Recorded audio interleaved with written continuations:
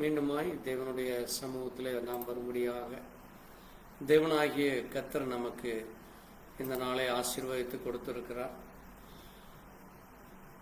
இந்த நல்ல நாளிலும் கூட இந்த 2026 வருஷம் ஜூலை மாதம் 15ஆம் நாள் புதன்கிழமை மாலையிலே தேவனுடைய பெரிதான கிருபை இரக்கத்திலும் தயவிலும் தேவனுடைய அன்பிலும் ஆசீர்வாதத்திலும் மகிமையின் தேவன், மகத்துவமான தேவன், உண்மை உள்ளவருமான இருக்கிற நம்முடைய ஆண்டவராகிய இயேசு கிறிஸ்துவை நாம் ஆராதிக்க தொழுது கொள்ள அவருடைய வார்த்தையின் மூலமாய் அவரை நாம் அடையாளம் காணத்தக்கதாக நம் ஒவ்வொருவரையும் உண்டாக்கி உருவாக்கினவரும் நம்மை பலப்படுத்துகிறவரும் நம்மை வழிநடத்துவருமாகிய தேவன் தொடர்ந்து இந்த நாளிலும் கூட அவருடைய சமூகத்தில் வந்து நாம் அவரை மகிமைப்படுத்த, அவரை கனப்படுத்த தேவன் கொடுத்த இந்த வேலைக்காய் நன்றி சொல்லி நாம் ஜெபிக்கலாம். ஸ்தோத்திரிக்கிறோம், ஸ்தோத்திரிக்கிறோம், ஸ்தோத்திரிக்கிறோம், ஸ்தோத்திரிக்கிறோம், ஸ்தோத்திரிக்கிறோம். ஆண்டவரே, கிருபை இரக்கம் நிறைந்த எங்கள் ஜீவனுள்ள தகப்பனே, கர்த்தராகிய இயேசு கிறிஸ்துவே, இந்த அருமையான மாலை வேளையிலே இந்த விசேஷித்த புதன்கிழமை நாளிலும் உம்முடைய கிருபையிலும் இரக்கத்திலும் தயவிலும் நாங்கள் மீண்டுமாய் உம்முடைய சமூகத்தை நோக்கி பார்க்க எங்களுக்கு ஜீவனையும் சுகத்தையும் பத்திரத்தையும் பாதுகாப்பையும் கொடுத்திருக்காரு. ஆண்டவரே, இந்த நேரத்தில் ஆண்டவரே எங்களோடு கூட ஆன்லைனிலே தொடர்புள்ள ஒவ்வொரு தேவ பிள்ளைகளை கர்த்தர் ஆசீர்வதியும். ஆண்டவரே, இதை யாரெல்லாம் பார்த்து கொண்டு இருக்கிறார்களோ அவர்களையும் கர்த்தர் ஆசீர்வதியும். அப்பா, தேவன் எவர்களை முன்குறித்தீரோ அவர்களை அழைத்திருக்கிறீர், அவர்களை மகிமைப்படுத்தியும் இருக்கிறீர், அவர்களை நீதிமானம் ஆக்கி இருக்கிறீர். அப்பா, அப்படிப்பட்ட உமக்கு நன்றி சொல்லி இந்த நேரத்திலே உம்முடைய வார்த்தைகளை நாங்கள் தொடர்ந்து வாசித்து தியானிக்க, பாடல் மூலமாக என்னை மகிமைப்படுத்த, நீர் செய்த அற்புதங்களும் அதிசயங்களும் ஆசீர்வாதங்களும் அறிந்து கொள்ள தேவ இரக்கம் கொடுத்திருக்காய் நன்றி. தொடர்ந்து உடைய கரம் இது இந்த விசேஷித்த வேத பாடத்திலே, இந்த பைபிள் ஸ்டடியிலே கூட இருந்து எங்களை ஆசீர்வதிக்க வேண்டுமா, உம்முடைய நாமத்தை மகிமைப்படுத்த வேண்டியமா, உம்மிடத்திலிருந்து வருகிற சகல நன்மைகளை பெற்றுக்கொள்ள தேவ இரக்கம் கிடைக்க வேண்டும். இயேசு கிறிஸ்துவினுடைய பரிசுத்த நாமத்திலே ஆமென். கர்த்தர் தாமே உங்களை ஆசீர்வதிப்பாராக. நாம் ஒரு பாடலை பாடி தொடர்ந்து தேவ செய்திக்குள்ளாய் போகலாம். எந்த காலத்திலும் எந்த நேரத்திலும் நன்றியால் உம்மை நான் துதிப்பேன் என்கிற பாடல். எந்த காலத்திலும் எந்த நேரத்திலும் நன்றியால் உம்மை நான் துதிப்பேன், இயேசுவே உம்மை நான் துதிப்பேன் துதிப்பேன், எந்த வேளையிலும் துதிப்பேன், இயேசுவே உம்மை நான் துதிப்பேன் துதிப்பேன், எந்த வேளையிலும் துதிப்பேன். ஆதியும் நீரே, அந்தமும் நீரே, ஜோதியும் நீரே, என் சொந்தமும் நீரே. ஆதியும் நீரே, அந்தமும் நீரே, ஜோதியும் நீரே, என் சொந்தமும் நீரே. எந்த காலத்திலும் எந்த நேரத்திலும் நன்றியால் உம்மை நான் துதிப்பேன், இயேசுவே உம்மை நான் துதிப்பேன் துதிப்பேன், எந்த வேளையிலும் துதிப்பேன். வானிலும் நீரே, பூவிலும் நீரே, ஆழியில் நீரே, என் ஆபத்தில் நீரே.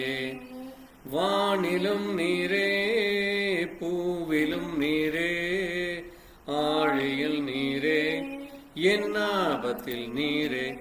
எந்த காலத்திலும் எந்த நேரத்திலும் நன்றியால் உம்மை நான் துதிப்பேன், இயேசுவே உம்மை நான் துதிப்பேன் துதிப்பேன், எந்த வேளையிலும் துதிப்பேன், இயேசுவே உம்மை நான் துதிப்பேன் துதிப்பேன், எந்த வேளையிலும் துதிப்பேன்.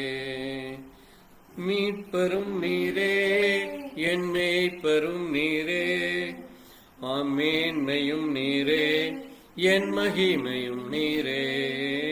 மீட்பரும் நீரே, மேய்ப்பரும் நீரே, மேன்மையும் நீரே, என் மகிமையும் நீரே. எந்த காலத்திலும் எந்த நேரத்திலும் நன்றியால் உம்மை நான் துதிப்பேன். இயேசுவே உம்மை நான் துதிப்பேன் துதிப்பேன், எந்த வேளையிலும் துதிப்பேன். இயேசுவே உம்மை நான் துதிப்பேன் துதிப்பேன், எந்த வேளையிலும் துதிப்பேன். தேவனும் நீரே என் ஜீவனும் நீரே, ராஜராஜனாம் என் சர்வமும் நீரே. தேவனும் நீரே என் ஜீவனும் நீரே, ராஜராஜனாம் என் சர்வமும் நீரே. எந்த காலத்திலும் எந்த நேரத்திலும் நன்றியால் உம்மை நான் துதிப்பேன்.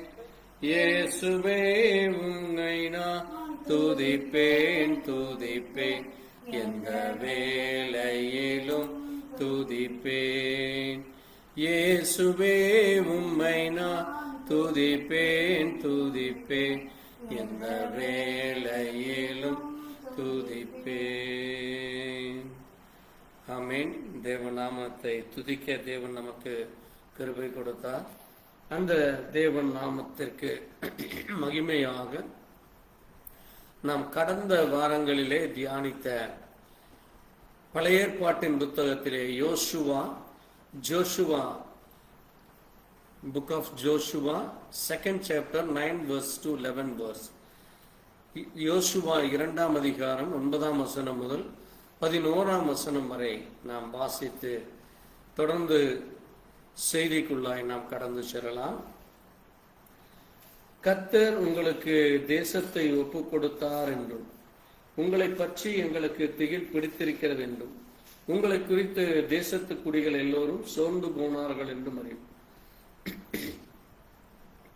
நீங்கள் எகிப்திலிருந்து புறப்பட்ட போது கர்த்தர் உங்களுக்கு முன்பாக சிவந்த சமுத்திரத்தின் தண்ணீரை வற்ற போக பண்ணினதையும், நீங்கள் யோர்தானுக்கு அப்புறத்தில்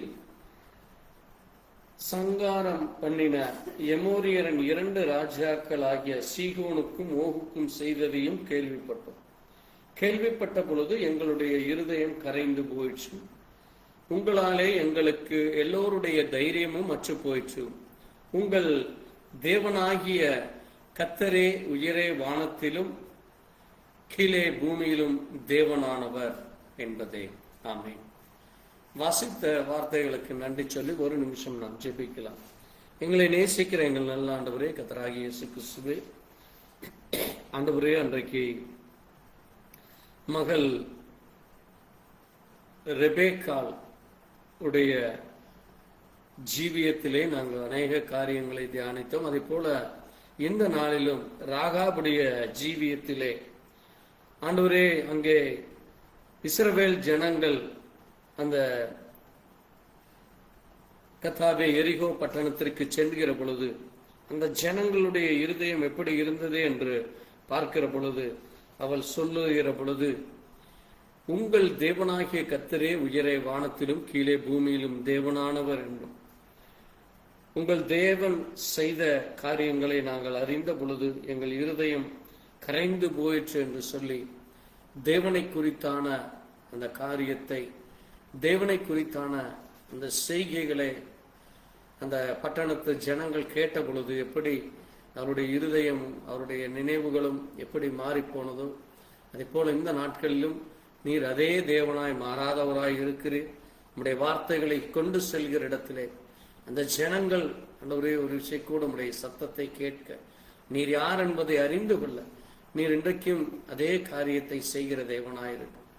இந்த நாளிலே இந்த ஆண்டவரே ராகாபுடைய ஜீவியத்திலே நீ செய்த காரியத்தை தொடர்ந்து நாங்கள் தியானிக்கிற இந்த வேளையிலே நீ செய்த மகிமையான மகத்துவமான காரியத்தை, நன்மைகளை அறிந்து கொள்ள புரிந்து கொள்ள தொடர்ந்து தேவன் எங்களுக்கும் இரக்கம் பாராட்டும். எங்கள் ஜீவியத்திலே நீர் எப்படி எங்களை முன்குறித்தீரோ அந்த முன்குறிப்பை நாங்கள் இன்னும் அதிகமாக அறிந்து கொள்ள, நாங்கள் எதற்கென்று பிரித்தெடுக்கப்பட்டோமோ அதை சரியானபடி செய்யத்தக்கதாக தேவ இரக்கம் எங்களுக்கு தாரும். கேட்கிற ஒவ்வொருவருக்கும் பிரயோஜனமாக இருக்க தேவன் இரக்கம் பாராட்ட வேண்டுமா? இயேசு கிறிஸ்துவினுடைய பரிசுத்த நாமத்திலே ஆமென். கர்த்தர் தாமே உங்களை ஆசீர்வதிப்பாராக. நாம் கடந்த வாரத்திலே அங்கே ராகாபுடைய ஜீவியத்திலே நாம் காணப்பட்ட காரியத்தை தியானித்தோம். அதை நான் ஒரு சில நிமிடங்கள் அதை குறித்து நாம் பார்க்கலாம். இங்கே எரிகோ என்கிற அந்த பட்டணத்தை நோக்கி தேவனுடைய ஒரு பெரும் படையானது, எகிப்தில் அடிமைப்பட்டு கிடந்த அந்த 6 லட்சம் புருஷர்கள் என்று சொல்லுகிற சுமார் 20 - 30 லட்சம் ஜனங்கள் அங்கே புறப்பட்டு வருகிற பொழுது, அந்த ஜனங்களுக்கு முன்பாக தேவன் முன் சென்று அந்த ஜனங்கள் எப்படிப்பட்டவர்கள், அப்படி அவர்களுடைய தேவன் யார் என்பதை அவர் நிரூபித்து கொண்டு வந்தார். அதைத்தான் இங்கே ராகாபும் அந்த காரியத்தை குறித்து எகிப்திலிருந்து புறப்பட்டது முதல் அங்கே சிவந்த சமுத்திரத்தில் ஏற்பட்டதையும், அது மட்டுமல்ல அங்கே யோர்தான் நதிக்கரை அருகிலே இருந்த அந்த எமோரியர் ராஜாவும் சீகோன் ராஜாக்களுக்கும் ஏற்பட்டதை குறித்து அவள் விளக்கி சொல்லுகிறதை நாம பார்க்க முடிகிறது. இந்த காரியமானது இந்த பட்டணத்திலே, எரிகோ பட்டணத்திலே இருந்த ராகாப் என்பவள், அவள் ஒரு கானானிய புறஜாதியான பெண். பழைய ஏற்பாட்டிலே கானானியர்கள் அங்கே தேவனுடைய வாக்குத்தத்தத்துக்கு புறம்பான ஒரு சாபத்தில் இருக்கிற ஒரு ஜனங்கள். ஆகவேதான் பாருங்கள், அந்த ராகாப் அங்கே இந்த தேவ ஜனங்கள்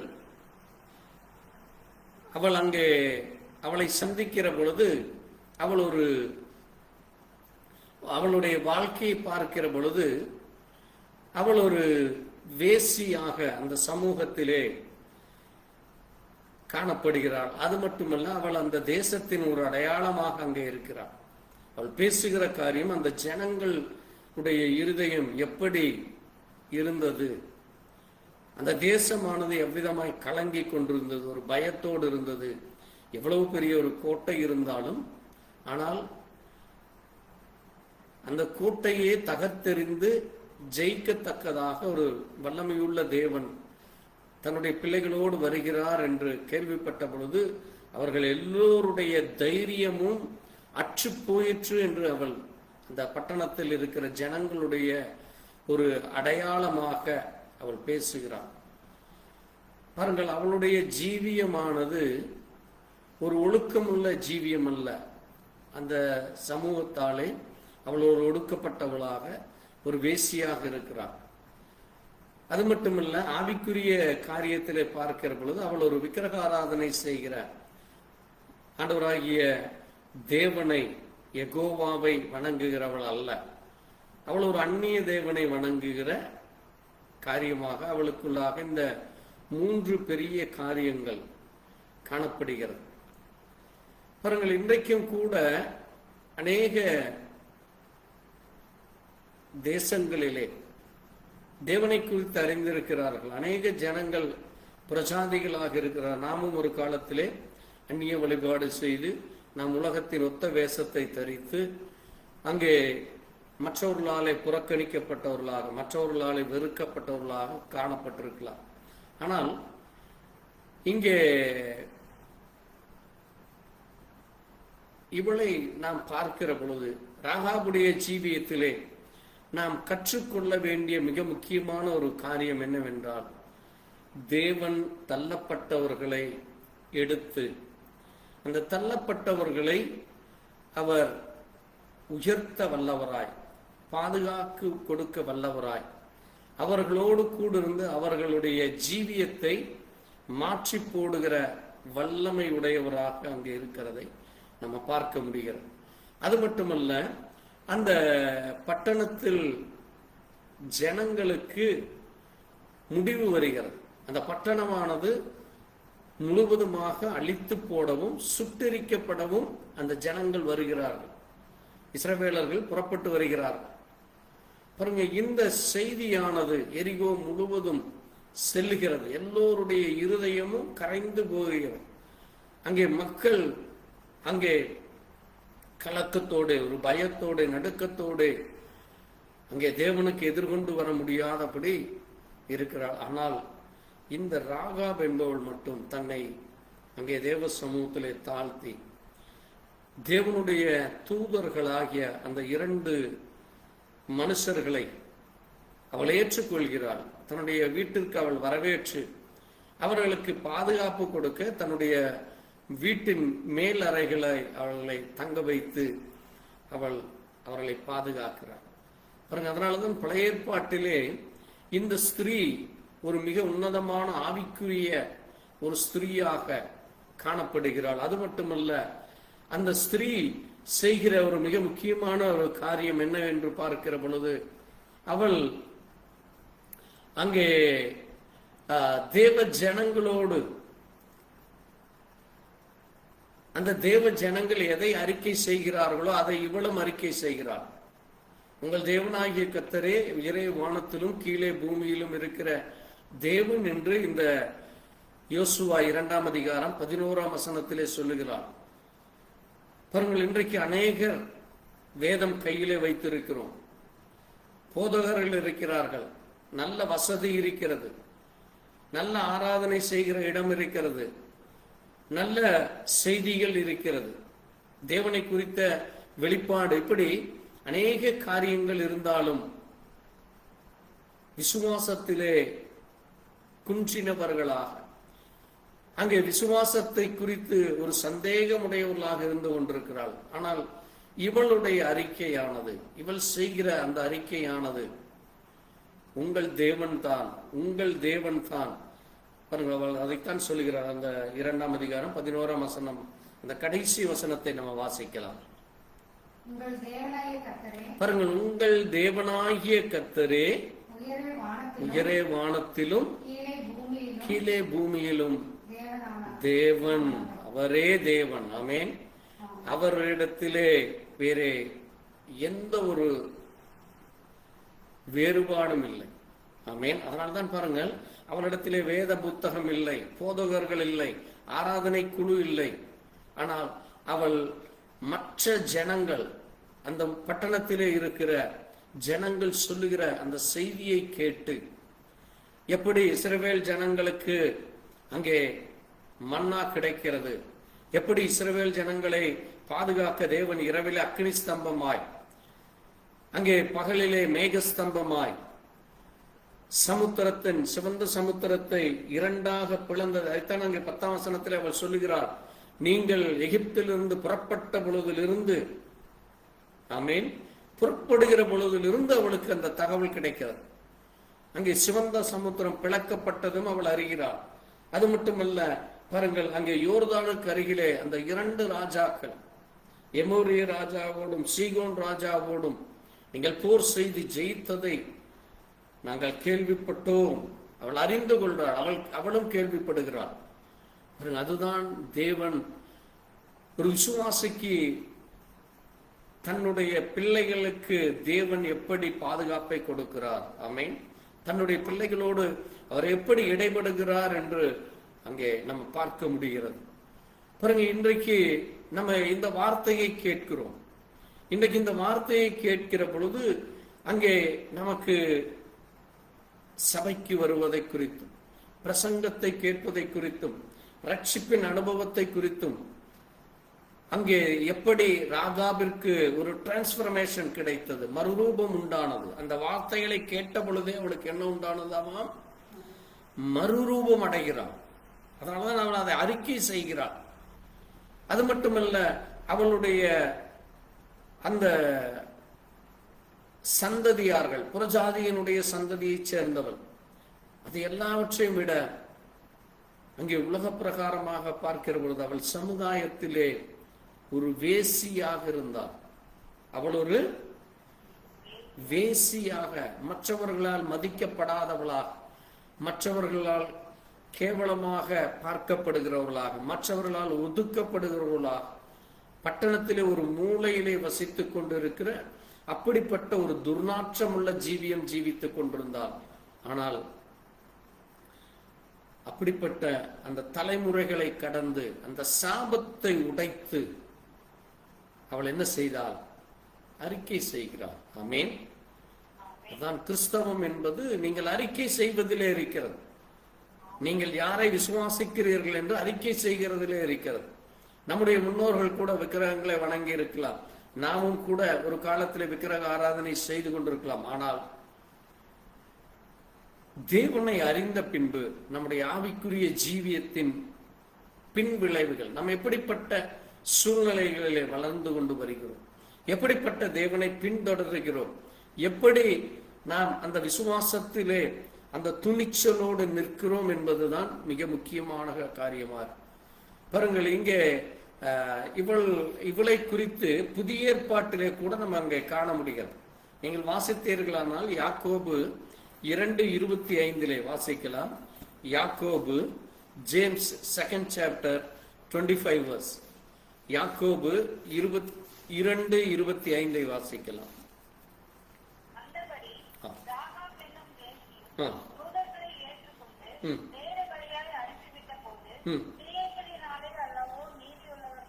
பாருங்க, அங்கு ஒரே ஒரு வசனம் தான் அவளை குறித்து சொல்லுகிறது. அவள் என்ன செய்தாலாமாம்? அவள் தன்னுடைய உயிரை பணயம் வைத்து, ஆமென், அல்லேலூயா, ஆமென். பாருங்க, அவள் தன்னுடைய உயிரை பணயம் வைக்கிறாள். ஏனென்றால் அங்கே அந்த பட்டணத்தார்கள் வந்து அவளிடத்துல கேட்கிறாங்க, அவர்கள் எங்கே? உன்னுடைய வீட்டுக்கு வந்தவர்கள் எங்கே? ஏனென்றால் அங்கே அந்த 2 பேர் வந்தது அந்த பட்டணத்துக்கு தெரிந்தவர்களும் அவர்கள் ஒரு ஒற்றர்களைப் போல அந்த தேசத்தில் என்ன நடக்கிறது என்று அறிந்து கொள்ள வந்திருக்கிறார்கள் என்று சொல்லி அப்படி வருகிறவர்களை எந்த தேசத்திலும் விடமாட்டார்கள். கையிலே கிடைத்தால் மரண தண்டனையோ அல்லது அந்த இடத்திலேயே கொன்று போட்டு விடுவார்கள். யார் காப்பாற்ற அவர்களுக்கு இடத்தை கொடுத்தார்களோ அந்த இடத்தை கொடுக்கிறவர்களையும் கொன்று போடுவார்கள்.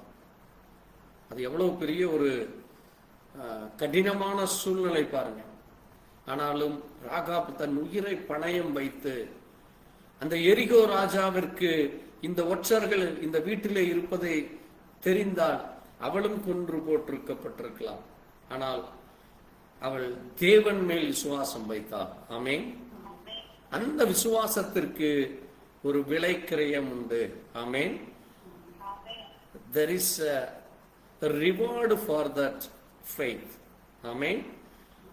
அதனாலதான் தேவன் நம்முடைய விசுவாசத்திற்கு நமக்கு ஒரு ரிவார்டு கொடுக்கிறார், நமக்கு ஒரு பரிசை கொடுக்கிறார், நமக்கு ஒரு பங்கை கொடுக்கிறார். அது அவளுக்கு ஒரு அடையாளத்தை அங்கே அந்த தேவதாசர்கள் கொடுக்கிறார்கள். அந்த ஒற்றர்கள் என்று சொல்லப்படுகிற அந்த 2 தேவ மனுஷர்கள் அங்கே என்ன சொல்லுகிறார்கள் பாருங்க. யோசுவா 2:18 வாசிக்கிற பொழுது, இதோ நாங்கள் தேசத்திற்குள் பிரவேசிக்கும் போது நீ எங்களை இறக்கிவிட்ட ஜன்னலிலே இந்த சிகப்பு நூல் கயிற்றை கட்டிவிடு என்று சொல்கிறார். பாருங்க, அவளுக்கு அந்த பாதுகாப்புக்கு ஒரே ஒரு நிபந்தனை விதிக்கிறார்கள். என்ன நிபந்தனையாமா? அந்த ஜன்னலிலே சிவப்பு நூல் கயிற்றை தொங்கவிட வேண்டும். ஆமென். அந்த red rope, it's called red rope, ஆங்கிலத்திலே அதை சிவப்பு நூல் கயிறு என்று சொல்லப்பட்டிருக்கு. அது எதற்கு அடையாளமாயிருக்கிறது? சிவப்பு இரத்தத்திற்கு அடையாளமாயிருக்கிறது. இன்னொன்று, அது இயேசு கிறிஸ்துவினுடைய கல்வாரியிலே சிந்தப்பட்ட அந்த இரத்தத்திற்கு அடையாளமாயிருக்கிறது. ஆமென். அது மட்டுமல்ல, எப்படி எகிப்திலே அந்த பட்டணத்திற்கு மரணம் வருகிற பொழுது, அந்த தலைச்சான் பிள்ளைகள் கொல்லப்படுகிற பொழுது ஆண்டவர் சொன்னார், நீங்கள் என்ன செய்ய வேண்டும்? வீட்டுக்கு ஒரு ஆட்டுக்குட்டியை எடுத்து உங்கள் வாசல் நிலவிலே அதை பூசுங்கள், அந்த இரத்தத்தை பூசுங்கள். ஆமென். இரத்தம் எதற்கு அடையாளமாயிருக்கிறது? ஜீவனுக்கு அடையாளமாய், மரணத்தில் இருந்து நம்மை விடுவிப்பதற்கு அது அடையாளமாக இருக்கிறது. அது ஒரு சிவப்பு நூல் கயிறாக இருக்கிறது. தேவனுக்கும் நமக்கும் ஒரு லிங்க் கொண்டு வருகிறது. தேவனுக்கும் நமக்கும் ஒரு தொடர்பை கொண்டு வருகிறது. ஆமென். தேவனுடைய பிள்ளைகள் என்பதற்கு அது ஒரு அடையாளமாக இருக்கிறது.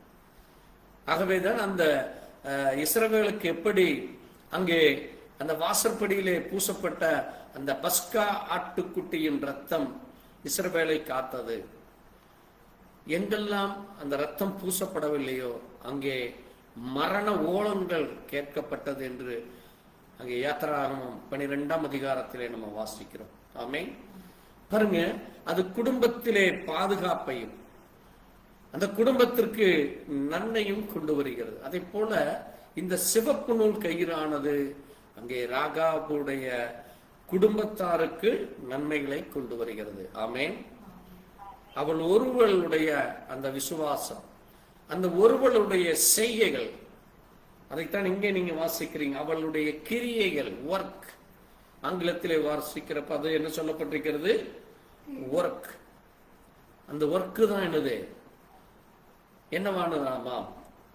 நீதி உள்ளவளாக காணப்படுகிறார். She is the righteous woman. அவளுடைய அந்த வேலை, அவளுடைய அந்த கிரியை, அவளை என்ன கேட்டதா? அவளுக்கு என்ன கொண்டு வந்தது? நீதியை காட்டினது. அவள் பாராட்டின அந்த தயவை அது கொடுத்தது. ஆமென். ஆகவேதான் பாருங்க, ராகாபுடைய ஜீவியத்திலே காணப்பட்ட இந்த ஒரு பெரிய ஒரு ரட்சிப்பானது அவளுடைய குடும்ப பிள்ளைகளுக்கும் இந்த பாதுகாப்பு கிடைக்கிறது. நீங்கள் அதை வாசிக்கிற பொழுது அங்கே 13ஆம் வசனத்திலே பாருங்கள் என்ன சொல்கிறார். நீங்கள் வாசிங்க.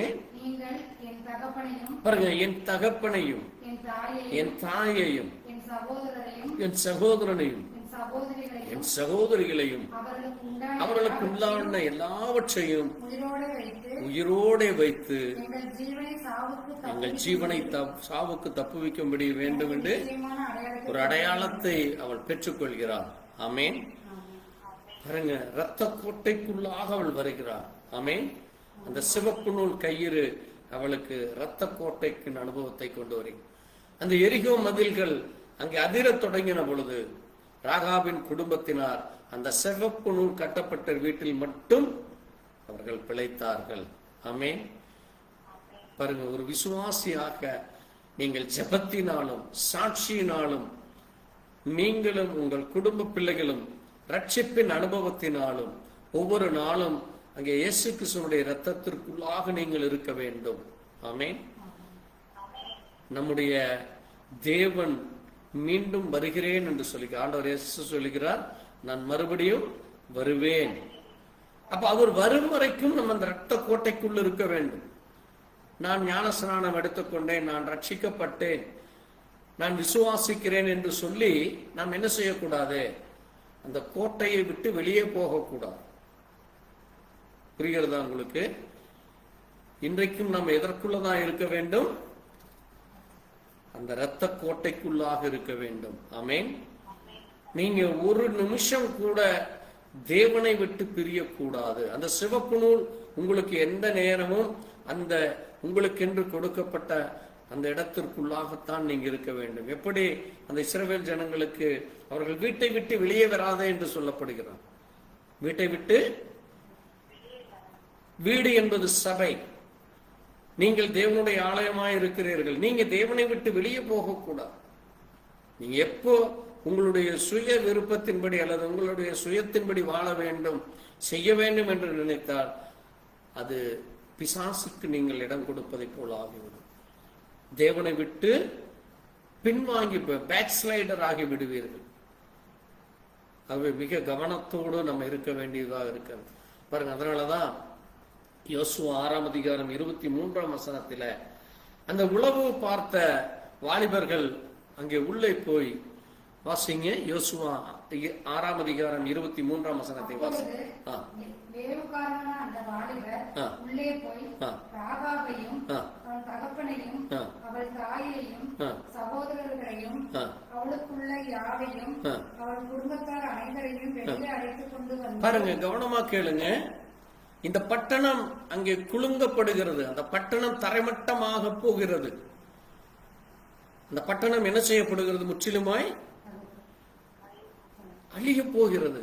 ஆனால் இவர்கள் என்ன செய்யவில்லை? என்ன செய்யல? அந்த வீட்டை விட்டு வெளியே வரலை.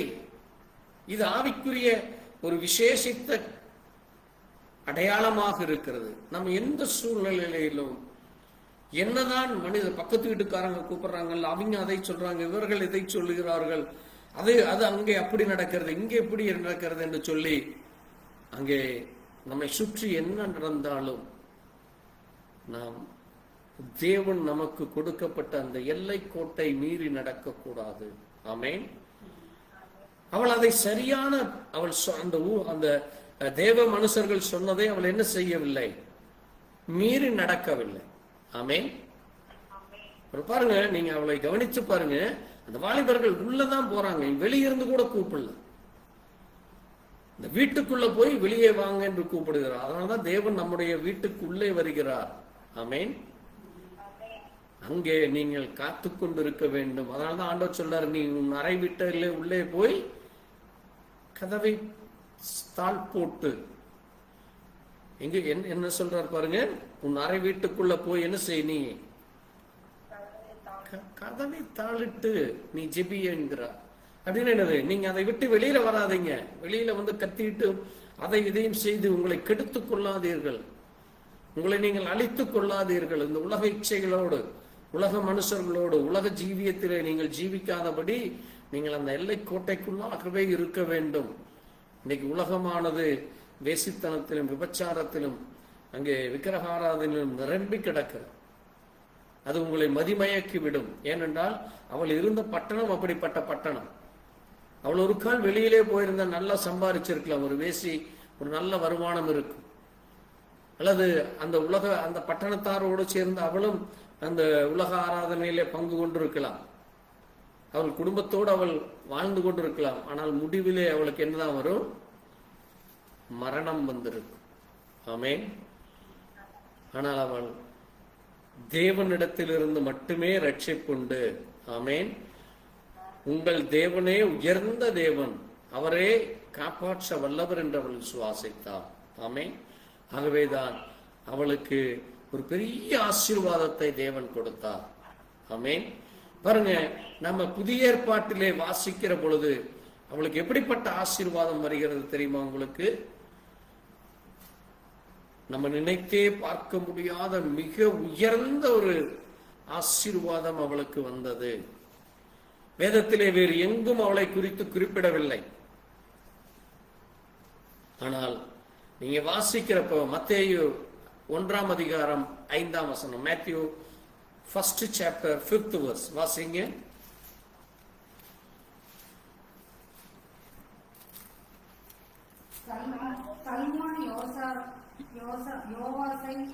சல்மோன் போவாசை வாசி, ரெபேக்கால் வாசிக்கலாம். பாருங்க, சல்மோன் போவாசை ராகாபினிடத்தில் பெற்றான். பாருங்க, போவாஸ் ஓபேத்தை ரூத்தினிடத்தில் பெற்றான். ஓபேத் ஈசாவை பெற்றான். தாவீதின் ராஜாவை பெற்றான்.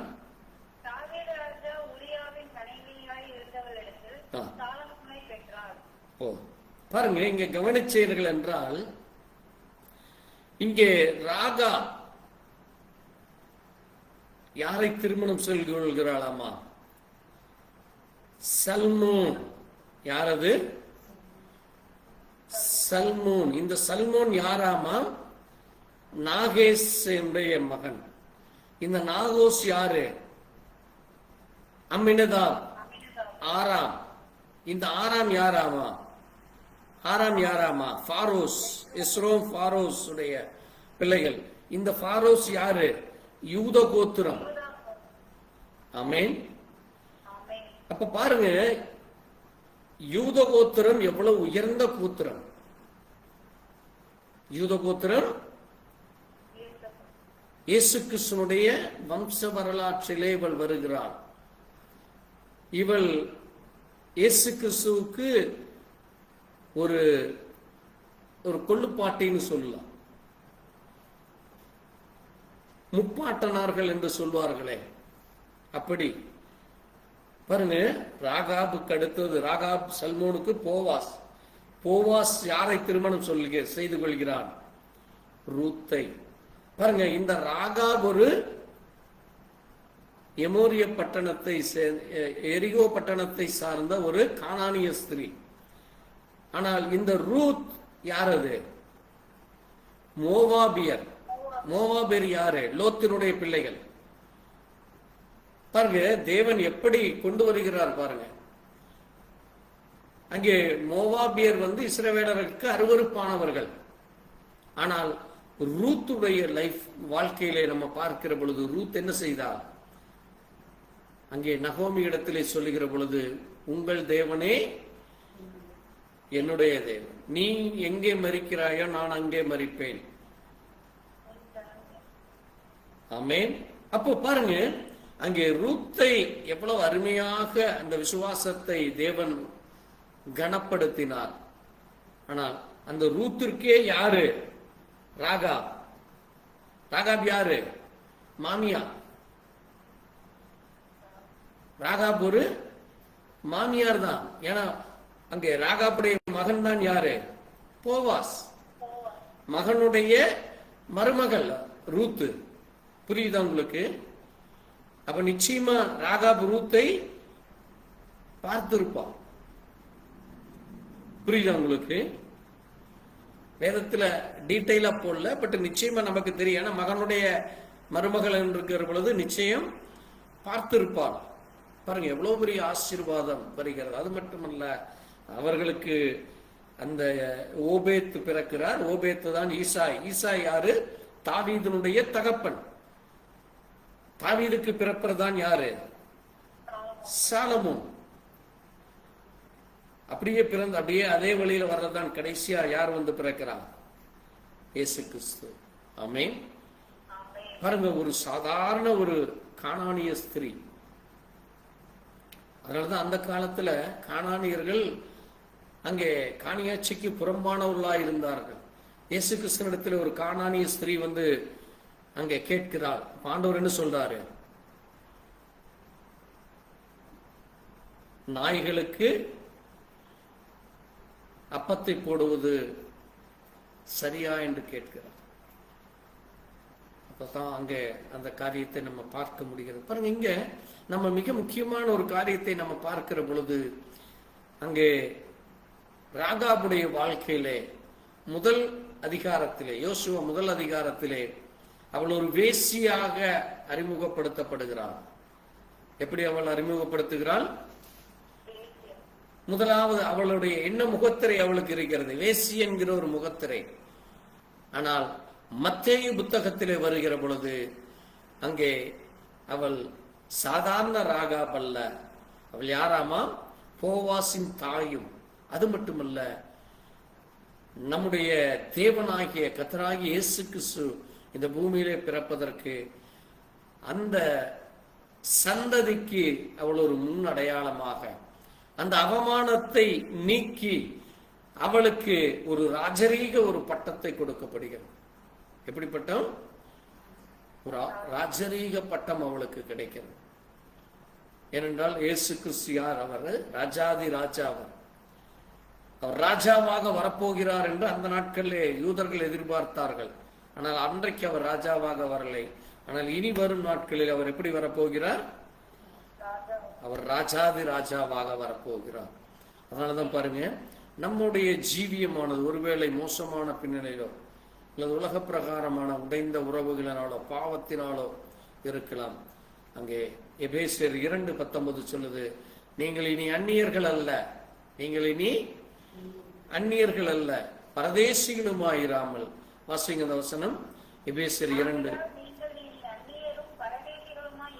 இராமல். பாருங்க, இப்ப நம்ம அந்நியர்கள் அல்ல, தேவனுடைய காணியாட்சிக்கு புறம்பானவர்கள் அல்ல, நாம பரதேசிகள் அல்ல. நாம் இப்பொழுது யாராக இருக்கிறோமா? பரிசுத்தவான்களோட ஒரே நகரத்தார்கள், அந்த பட்டணத்திலே குடியிருக்க போகிறவர்கள், குடியுரிமை பெற்றவர்கள். ஆமீன். நமக்கு எப்படி கிடைக்குது அந்த குடியுரிமை? பாருங்க, இயேசு கிறிஸ்து நாமத்தினாலே நீங்கள் ஞானஸ்நானம் பெறுகிற பொழுது, இயேசு கிறிஸ்துனுடைய பிள்ளைகள், தேவனுடைய பிள்ளைகள் என்கிற அந்த அடையாளம் உங்களுக்கு கிடைக்கிற பொழுது, இயேசு கிறிஸ்து நாமத்திலே நீங்கள் ஜெபிக்கிற பொழுது, இயேசு கிறிஸ்து நாமத்திலே பிசாசுகளை விரட்டுகிற பொழுது, பாருங்க, முழங்கால் யாவும் முடங்கும், நாவுகள் யாவும் கர்த்தர் இயேசுவே கர்த்தர் என்று அறிக்கையிடும் என்று வேதம் சொல்லி. இயேசு கிறிஸ்து நாமத்திலே எல்லா முழங்கால்களும் முடங்குமாமா. அவரே கர்த்தர் என்றும் அவரே தேவன் என்றும் அவருக்காக நாம் காத்திருந்தோம் என்று சொல்லப்படும் என்று ஏசாயாவிலே நம்ம வாசிக்கிறோம். அப்போ நம்முடைய தேவன் என்ன செய்கிறார்? நம்முடைய கடந்த கால வாழ்க்கையை மன்னிக்கிற தேவனாக, ஆமென், நமக்கு விடுதலை கொடுக்கிற தேவனாக, நமக்கு ரட்சிப்பை கொடுக்கிற தேவனாக, அது மட்டுமல்ல தேவனுடைய வீட்டிலே தங்குகிற அந்த ஜீவியத்தை நமக்கு கொடுக்கிறார். ஆமென். நமக்கு மட்டுமல்ல நம்முடைய குடும்பத்தினருக்கும் அந்த ஆசீர்வாதம் வருகிறது. பாருங்க, ராகாபுடைய குடும்பம் தப்பினது போல நம்முடைய குடும்பத்தையும் இயேசு கிறிஸ்துவின் ரத்தத்தினாலே அந்த ரட்சிக்கப்பட்ட அந்த உரிமையை தேவன் நமக்கு கொடுக்கிறார். அதற்காக நம்ம ஜெபத்துடனே, அதற்காக நம்ம தேவ சமூகத்தில் விசுவாசத்துடனே நம்ம நிற்க வேண்டும். அவள் விசுவாசத்தோடு அவள் நின்றாள். ஆமென். அது மட்டுமல்ல, அதை கிரியைகளினாலே அவள் அதை வெளிப்படுத்தினாள். தேவன் அவளுக்கு பெரிய காரியங்களை செய்தார். ஆமென். தேவன் அவளுக்கு மிகப்பெரிய காரியங்களை செய்தார். அதனாலதான் அங்கே எபிரேயர் 11ஆம் அதிகாரத்திலே 31ஆம் வசனத்தை வாசிக்கிற பொழுது வாசிக்கலாம். எபிரேயர் 11:31 வாசிக்கிற பொழுது பாருங்க,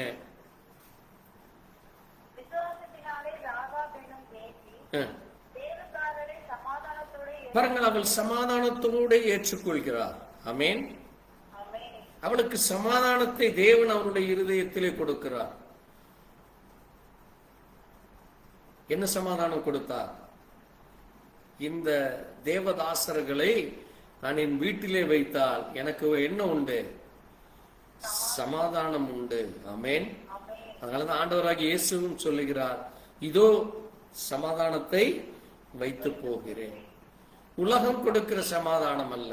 ஆமென். இந்த அவளுக்கும் அந்த உலகத்திலே அங்கே ஒரு வேசி என்ற பட்டம் கொடுத்தாலும், ஆனால் அவளுக்கு பொருளாதார ரீதியில அவளுக்கு வருமானம் வந்தது. ஒரு கேவலமான வாழ்க்கை வாழ்ந்த அதிலே வருமானம் சம்பாதித்துக் கொண்டிருந்தார். அதே போல நாமும் இந்த பூமியிலே அங்கே அநேக வழிகள் உண்டு பணத்தை சம்பாதிக்க. ஆனால் தேவனிடத்திலிருந்து வருகிற ஆசீர்வாதம் மட்டுமே, ஆமென், தேவனிடத்திலிருந்து வருகிற சமாதானம் மட்டுமே, தேவனிடத்திலிருந்து வருகிற ரட்சிப்பு மட்டுமே நம்முடைய வாழ்க்கையையும் மாற்றி போடும். ஏனென்றால் ராகாபுடைய வாழ்க்கை ஒரு ஆச்சரியமான ஒரு வாழ்க்கை ஆயிருந்தது. அந்த எரிகோ நகரமானது ஒரு சாபத்தீடான நகரமாக காணப்பட்டது. அந்த நகரம் அங்கே சுட்டெரிக்கப்பட்டது. ஆனால் அந்த பட்டணத்திலிருந்து காப்பாற்றப்பட்ட இந்த ராகாப் என்கிற அந்த ஸ்திரீயினுடைய குடும்பம், அவள் இயேசு கிறிஸ்துவின் வம்ச வரலாறிலே இணைக்கப்பட்டது ஒரு மிகப்பெரிய ஒரு கிருபை. ஆமென். அது தேவ கிருபை தான். அது எந்த மனிதனையும் அவன் எங்கே இருந்தாலும் அவன் தேவனை விசுவாசிக்கிற பொழுது, தேவனை நம்புகிற பொழுது, தேவனுக்கென்று வார்த்தைக்கு கீழ்ப்படுகிற பொழுது, ஆமென், நீங்க கீழ்ப்படிய வேண்டும். அது மிக முக்கியமாக இருக்கிறது. அந்த தேவ ஊழியர்கள் சொன்னார்கள், நீ இந்த பட்டணத்தை இந்த என்ன செய்யக்கூடாது, இந்த கோட்டையை இந்த வீட்டை விட்டு நீ வெளியே வரக்கூடாது. இதை உன் ஜன்னலை கட்டி நீ அதை பாதுகாத்துக் கொள்ள வேண்டும். அந்த ரத்தத்தை அந்த பாருங்க, நிச்சயம் அவளுடைய வீட்டிலே அந்த சிவப்பு நூல் கயிறை பார்த்து அநேகர் வந்து கேட்டிருப்பாங்க, என்னது நீ வித்தியாசமா கட்டி இருக்கிற என்று சொல்லி அதை கழட்டி எறின்னு கூட சொல்லி இருக்கலாம். இன்னைக்கு அநேகர் அப்படித்தான் பண்ணுவாங்க. நீங்க இயேசு கிறிஸ்துவுக்குள்ள இருந்து ஜெபிக்கிறப்போ, ஜெபிக்கிறதுல என்ன வரப்போகுது, என்ன அது என்ன ஜெபம், என்ன எதுக்கு இப்படி கத்திட்டு இருக்கிறீங்க, எதுக்கு இப்படி சத்தம் போட்டுட்டு இருக்கிறீங்க, எதுக்கு இப்படி ஒரு எல்லாத்தையும் இழந்த மாதிரி நீங்க இப்படி பண்ணிட்டு இருக்கிறீங்க என்று சொல்லி சொல்வதை நம்ம கேட்க முடியாது. ஆனால் அவள் என்ன செய்யவில்லை, அந்த ஊர் ஜனங்கள் சொல்வதை அவள் என்ன செய்யலை, கேட்கவில்லை. அவர்களுடைய சத்தத்துக்கு அவள் செவி கொடுக்கல. யாருடைய சத்தத்துக்கு மட்டும் அவள் செவி கொடுத்தாள்? தேவனுடைய சத்தத்திற்கு அவள் செவி கொடுத்தாள். ஆமென். பாருங்க, அவர்கள் அந்த வீட்டிலே பிரவேசித்து அவர்கள் சொன்ன வார்த்தையை அவள் உறுதியாய் நம்பினாள். ஆமென். அவள் அதை முழுவதுமாக விசுவாசித்தாள். அவர்கள் நிச்சயம் என்னை காப்பாற்றுவார்கள். அவர்கள் நிச்சயம் என்னை அந்த அழிவிலிருந்து என்னை பாதுகாப்பார்கள். ஏனென்றால் கர்த்தரே உண்மையான தேவன். ஆமென். அவள் அதை வாய் வழியாக அறிக்கை செய்தாள். அவள் அதை வாய் வழியாக அதை அவள் நிரூபித்து காட்டினாள். அதனாலதான் பாருங்க, இங்கே நீங்க வாசித்த அந்த 31ஆம் வசனத்துல சொல்லப்பட்டிருக்குது, ராகாப் எதனால சமாதானத்தோடு ஏற்றுக்கொண்டாலாமா? அவளுடைய விசுவாசம். ஆமென். அவளுக்குள்ள அந்த விசுவாசம் இருந்தது. அப்ப இன்றைக்கும் நமக்குள்ளேயும் அதே விசுவாசம் இருக்க வேண்டும். அதனாலதான் வேதம் சொல்லுது, விசுவாசம் இல்லாமல் தேவனுக்கு பிரியமாயிருப்பது கூடாத காரியம். அப்ப நீங்க விசுவாசத்தோடு இருக்க வேண்டும். அதனாலதான் பாருங்க, அங்கே இதே எபிரேயர்ல 12:1 சொல்லுது, விசுவாசத்தை துவக்குகிறவரும் முடிக்கிறவருமாகிய இயேசுவை நோக்கி பொறுமையோட நாம் ஓட கடவுள். அப்ப தேவன் தான் நம்முடைய இருதயத்தில் விசுவாசத்தை துவக்குகிறார். ஆனா அந்த விசுவாசத்தில் நீங்க நிலைத்து நிற்க வேண்டும். ஆமென். அவள் அதுல நிலைத்து நின்றாள். அது எந்த ஒரு சூழ்நிலையோ எந்த ஒரு யார் என்ன சொன்னாலும் அவள் என்ன செய்யவில்லை. அவர்களுடைய வாக்கையோ அல்லது அவர்கள் சொன்ன செய்கையோ அல்லது அவர்களுக்கு பயந்தில்லை, தேவனுக்கு பயந்தா. ஆமென். அவள் தேவனுடைய தாசர்களை அவள் அறிந்து கொண்டாள். அதனாலதான் அங்கே யாக்கோபிலே சொல்லப்பட்டிருக்கிறது, அவள் தூதர்களை சேர்த்து கொண்டு அவர்களையும் தப்புவித்து இவளுடைய ஜீவியமும் மரணத்திலிருந்து தப்புவிக்கப்பட்டது. அது கிரியைகளினாலே செய்யப்பட்ட ஒரு செயல், அது நீதியுள்ள செயலாக இருக்கிறது. ஆமென். அவளுக்கு புதிய வாழ்வு வந்தது. அவள் இஸ்ரவேல் ஜனங்களோடு சேர்த்து கொள்ளப்பட்டாள். ஆமென். பாருங்க, அதனாலதான் தேவ பிள்ளைகளும் நீங்க மரிக்கிற பொழுது கர்த்தருக்கு சித்தமானால் அங்கே எப்படி தேவ ஜனங்களோடு சேர்த்து கொள்ளப்பட்டார்கள் நீங்க வேதத்திலே அநேக இடங்களிலே பார்க்கலாம். அங்கே ஆபிரகாம் கல்லறையிலே அடக்கம் பண்ணப்படுகிறார். பிறகு தொடர்ந்து அங்கே அவருடைய சந்ததிகள் கவனிக்கிறப்போ எங்கே ஆபிரகாம் அடக்கம் செய்யப்பட்டார்களோ அதே இடத்துல கொண்டு போய் என்ன செய்கிறாங்க, அதே கல்லறையில் அடக்கம் பண்றாங்க. ஆனா நாட்கள் செல்ல செல்ல அங்கே என்ன சொல்லப்படுகிறதாம் வேதத்திலே, அவர்களோடு சேர்க்கப்பட்டார்கள். எங்கே சேர்க்கப்பட்டார்களாமா? தேவ ஜனங்களோடு சேர்க்கப்பட்டார்களாம். அதுதான் தேவ பிள்ளைகளுக்கு ஒரு பெரிய ஒரு ஆசீர்வாதமாக இருக்கிறது. நாமும் எப்படிப்பட்டதான ஒரு உலக வாழ்க்கை வாழ்ந்தாலும் சரி, ராகாப் எப்படி விசுவாசித்தாலோ, எப்படி தேவனை ஏற்றுக்கொண்டாலோ, அதே போல நம்முடைய ஜீவியமும் மாற்றி போட தேவன் நல்லவராயிருக்கிறார். இயேசு கிறிஸ்து என்கிற அந்த இரத்த கோட்டைக்குள்ளாக நாம் இருக்கிற பொழுது இந்த உலகம் அழிந்து போனாலும் பாருங்க, கடந்த வாரம் உங்களுக்கு தெரியும், ஒரு 15 நாட்களுக்கு முன்பாக மெக்சிகோவிலே மிகப்பெரிய பூகம்பம் ஏற்பட்டு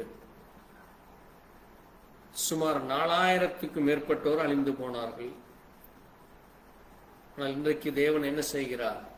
நம்மை எந்த அழிவும் இல்லாமல் இது இன்னைக்கு என்டையர் முழு உலகத்திலேயும் என்ன மிகப்பெரிய ஒரு காரியம் நடக்க போகிறதாமா?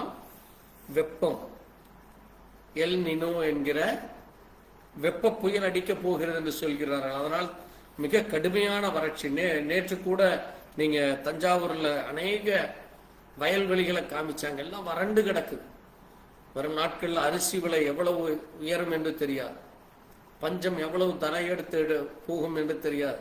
தண்ணீர் இப்பவே 10 நாள் 15 நாட்கள் வராமல் எல்லாம் அழுது கொண்டிருக்கிறாங்க. இப்படிப்பட்ட ஒரு கொடிய காலம் இந்த பூமியிலே வரப்போகிற நாட்களாக இருக்கிறது. ஆனாலும் தேவன் நம்ம என்ன செய்கிறார்? நீதிமான் அப்பத்துக்கு தெரிவதில்லை என்று சொல்ல. அப்ப தேவன் நம்மோடு கூட இருந்து நம்மை இந்த எல்லா காரியத்திலிருந்தும் பாதுகாக்கிறார். எப்படி அவளை அந்த எரிகோ பட்டணத்தில் அழிவில் இருந்து தேவன் காத்தாலும், அதே போல இந்த நாட்களிலே நம்மையும் அவர் காக்க வல்லவராயிருக்கிறார். நாம் எந்த சூழ்நிலையிலும் தேவனுடைய அந்த இரத்த கோட்டைக்குள்ளாக, இயேசு கிறிஸ்துனுடைய அந்த இரத்த கோட்டை விட்டு வெளியே போய் விடக்கூடாது. அந்த ரத்தம் ஒன்று மட்டுமே நமக்கு என்னவாக இருக்கிறது? ரட்சிப்பாக, மீட்பாக, அங்கே நம்மை தேவ சமூகத்திலே சேர்க்கிற ஒரு அடையாளமாக இருக்கிறது. ஆமென். அதனாலதான் பரிசுத்த ஆவியானவர் நம்மை முத்தரித்திருக்கிறார், நம்மை சீல் போட்டு வச்சிருக்கிறார், ஒரு அடையாளத்தை கொடுத்திருக்கிறார். அதுதான் நமக்கு ஒரு அடையாளம் என்று சொல்லி, இட்ஸ் எ டோக்கன். பரிசுத்த ஆவி ஒரு நமக்கு டோக்கனாக இருக்கு. அந்த டோக்கனை நீங்க எப்பொழுதும் கையில வச்சிருக்கணும். இன்றைக்கு எப்படி driving licence, Aadhaar card, passport என்றால் சொல்லி ஒரு அடையாளம் இருக்கிறதோ, இது உலக பிரகாரமான அடையாளம். ஆனால் நமக்கு என்ன அடையாளம்? என்ன அடையாளமாக இருக்கிறது? பரிசுத்த ஆவியானவர். ஆமென். நீங்கள் இயேசு கிறிஸ்துவின் ரத்தத்திலே கழுவப்பட்டு, இயேசு கிறிஸ்து நாமத்திலே நீங்கள் ஞானஸ்நானம் பண்ணப்பட்டீர்கள். அதற்கு அடையாளமாக தேவன் உங்களுக்கு கொடுப்பதுதான் எனது பரிசுத்த ஆவி. ஆமென். The Holy Spirit is your token. அதுதான் உங்களை தேவனோடு கூட இணைக்கிற ஒரு அடையாளமாக இருக்குது. அதுதான் நீங்கள் மரித்தாலும் பிழைப்பீர்கள் என்று சொன்னது. ஏனென்றால் அவர் வருகிற பொழுது அந்த இரத்த கோட்டைக்குள்ளாய் பரிசுத்த ஆவியானவர் யாருக்குள்ள அபிஷேகம் பண்ணப்பட்டார்களோ அவர்கள் என்ன செய்யப்படுவார்கள்? முதலாவது எழுந்திருப்பார். ஆமென்.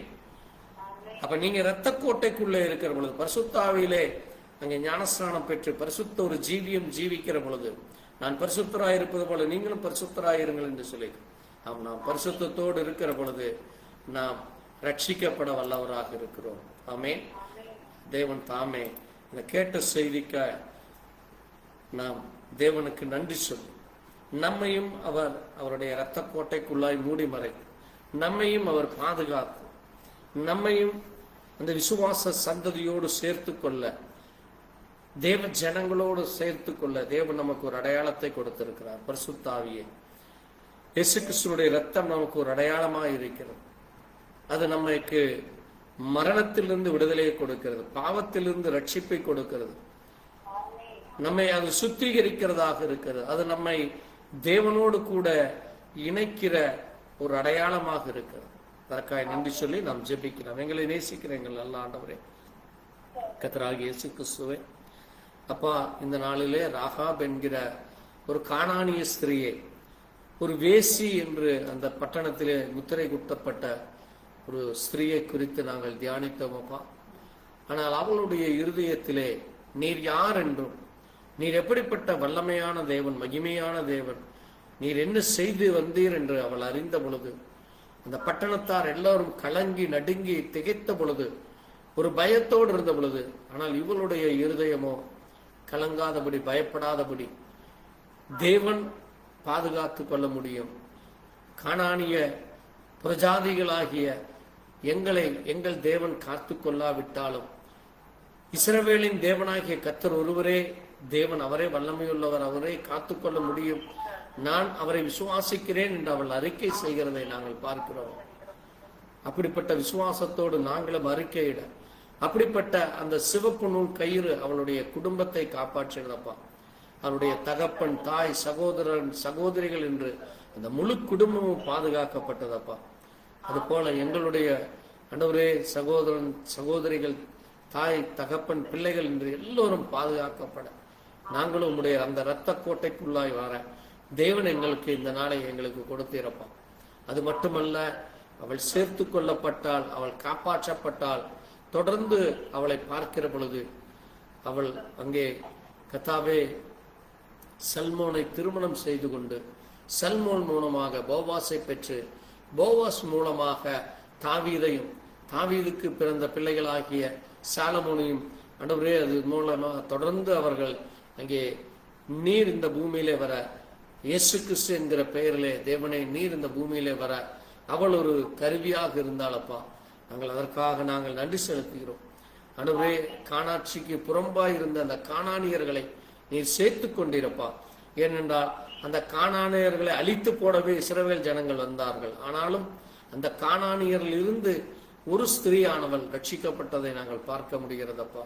அது போல ஆண்டவரே, இன்றைக்கும் இந்த பூமியிலே ஆண்டவரே நாங்களும் ஒரு புறஜாதிகளாக, உலக வழிபாடு செய்கிறவர்களாக, உலக மயக்கத்தில் இருந்த எங்களை நீர் பிரஜாதி வழிபாட்டிலிருந்து பிரித்தெடுத்து இயேசு கிறிஸ்து நாமத்தை விசுவாசிக்க முடியாது, இயேசு கிறிஸ்து நாமத்திலே ரட்சிப்புண்டாகும்படியா, இயேசு கிறிஸ்து நாமத்திலே நித்திய ஜீவனை பெறும்படியா நீர் ஆண்டவரே உம்முடைய இரத்தத்திலே கழுவப்பட்ட ஜனங்களே என்றும் உம்முடைய பிள்ளைகள் என்றும் ஆண்டவரே உம்முடைய பரிசுத்தாவி எங்களுக்கு தருகிறேன் என்றும் உம்முடைய சமாதானத்தை எங்களுக்கு தருகிறேன் என்றும் வாக்குத்தத்தம் செய்திருக்கிறீர்கள். அதை யார் விசுவாசிக்கிறார்களோ, யார் அறிக்கையிடுகிறார்களோ அவர்கள் தேவ பிள்ளைகள் என்று சொல்லப்பட்டிருக்கிறார். எங்களுக்கு நீர் அந்த அடையாளத்தை கொடுத்ததற்காய் நன்றி. எங்களுக்கு நீர் அந்த இரத்த கோட்டைக்குள்ளாய் மூடினதற்காய் நன்றி சொல்லும். தொடர்ந்து நம்முடைய சட்டை நெல்லை மூடி மறைத்து ஆசீர்வதித்து வழிநடத்தும். எல்லா துதிகன மகிமையும் ஒருவருக்கே செலுத்துகிறோம். ஆண்டவரும் இரட்சகரும் மீட்பருமான கர்த்தராகிய இயேசு கிறிஸ்துவினுடைய பரிசுத்த நாமத்திலே ஆமென். என் ஆத்மாவே கர்த்தரை ஸ்தோத்திரம், முழு உள்ளமே பரிசுத்த நாமத்தை ஸ்தோத்திரம். என் ஆத்மாவே கர்த்தரை ஸ்தோத்திரம். கர்த்தர் செய்த சகல உபகாரங்களும் மறவாதே. ஆமென். அல்லேலூயா. கர்த்தருக்கு ஸ்தோத்திரம். கர்த்தர் தாமே உங்களுக்கு ஆசீர்வதிப்பாராக. கர்த்தருக்கு சித்தமானால் வருகிற வெள்ளிக்கிழமை நாம் விசேஷித்த ஜெபத்திற்காக நாம் ஒன்று கூடி ஜெபிக்கலாம். ஜெப தேவைகள் இருக்கும் பொழுது நீங்கள் சொன்னால் அந்த ஜெப தேவைகளுக்காய் நாம் வெள்ளிக்கிழமை ஜெபிக்கலாம். கர்த்தர் தாமே உங்களோடு கூட உங்களை ஆசீர்வதிப்பாராக. ஆமென். அல்லேலூயா.